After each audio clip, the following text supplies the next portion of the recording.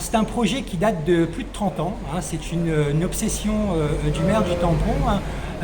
qui a consisté à exproprier, notamment dans les années 2008, un certain nombre de personnes. Aujourd'hui, donc, on remet ça sur le tapis. C'est un projet qui avait été abandonné à l'époque par Didier Robert et que André Tchanakoun a remis sur le tapis à nouveau. Il veut absolument faire ce projet coûte que coûte, mais derrière, c'est beaucoup de gaspillage d'argent. Avec un certain nombre d'habitants du Tampon, nous avons contesté le projet de voie express, un projet d'infrastructure routière sur plus de 5 km en milieu urbain, soi-disant pour résorber les embouteillages, mais qui en fait va aboutir à créer davantage d'embouteillages sur le Tampon. Et je crois qu'aujourd'hui il y a une vraie demande en fait des habitants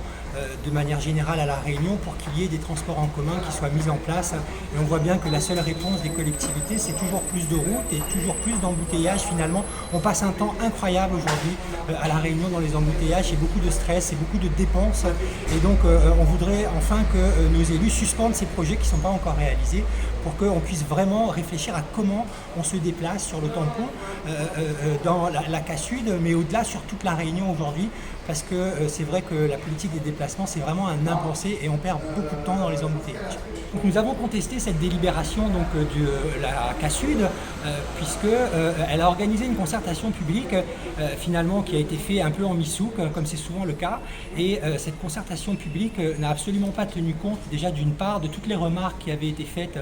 par les personnes qui malgré tout ont pu participer à cette concertation publique, et que surtout la commune reste complètement figée, la Cassud reste complètement figée sur ce projet, et aujourd'hui on aimerait plutôt que cet argent, 60 millions d'euros, il soit utilisé justement à la réfection des routes du réseau secondaire ou à la mise en place d'une vraie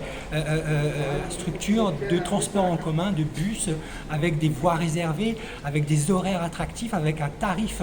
intéressant pour encourager les gens justement à prendre le bus pour qu'il y ait beaucoup moins d'embouteillages.